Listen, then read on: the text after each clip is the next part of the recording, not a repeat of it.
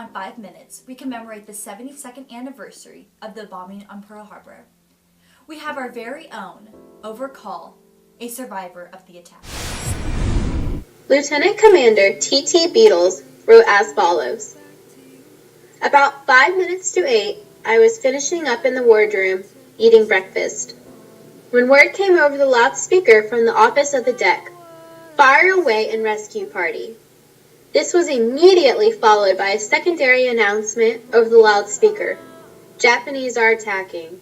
All hands general quarters." And the general alarm was rung. I heard several dull explosions coming from the battleships. Immediately I left the wardroom and ran up the starboard passageway to the bridge. The captain was just ahead of me and proceeding in the same direction. The captain and I went to the conning tower, our battle stations, and at this time, dive bombing attacks started to take place and numerous explosions were felt throughout the ship. Upon testing our communications with central stations and to the guns we found, they were disrupted. I suggested to the captain, as long as no communications were in the battle conning towers, that we leave there and attempt to establish messenger passageways and communications to try to save the ship. During all this time, extremely heavy bombing and trafficking attacks occurred. The ship was constantly shaken by bombs. The captain doubled over with a groan and stated that he had been wounded. I saw that he had been hit in the stomach, probably by a large piece of scrap metal, and was very seriously wounded. He then sank to the deck and I loosened his collar. I then sent a messenger for pharmacist mate to assist the captain. Then the USS Arizona forward magazines blew up with a tremendous explosion and a large sheet of flame shot skyward.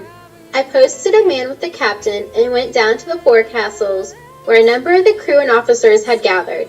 I got hold of a chief turret captain to check immediately on the magazines and to flood them if they were not flooded at this time. Large sheets of flames and several fires started nearby me, burning fuel from the USS Arizona down the stern of the ship. Just then, the gunnery officer, Lieutenant Commander Berthel, came aboard and I asked him to try to flood the forward magazines. Shortly thereafter, I was informed that the magazines were completely flooded, but they were unable to flood the forward magazines as the water was now almost to the main deck.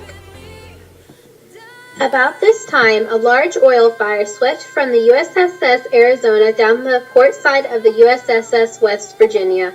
We had no water on board as the main fire and the machinery were out of commission and we were unable to do any firefighting at all.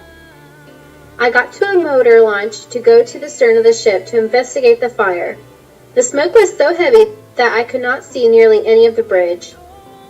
As I got into the boat, a sheet of flame swept on over top of us, and we could barely manage to get free of the fire.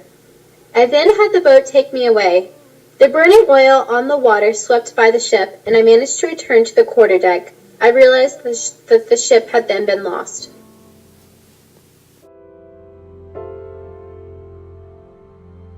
December 7th, 1941, 6 to 6:10 a.m.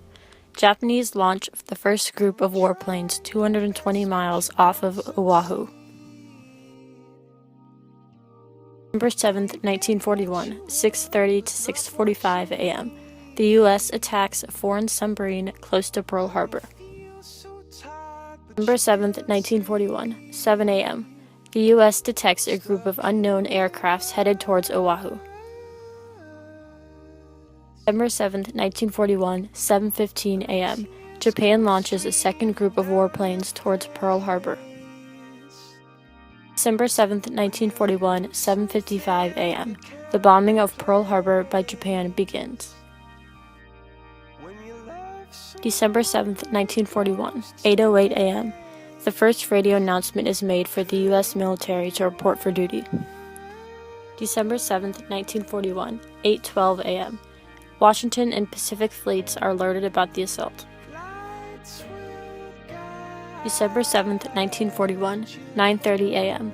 Japan leaves Pearl Harbor, leaving the base in ruins and thousands of Americans dead or wounded. This is a picture of Pearl Harbor shortly after the attack. Dark smoke billows into the sky, forming dark clouds.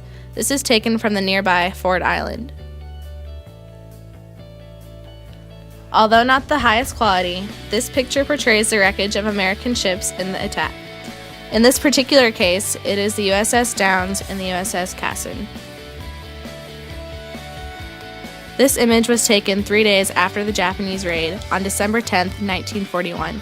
It shows the heavy damage on several of the docks and also the oil stains still visible in the ocean water. This image was taken from the Japanese aircraft, and it shows Battleship Row getting torpedoed with Japanese ammunition. Taken from a still shot of a rare color motion picture, this is the explosion of the USS Arizona after being bombed in the raid.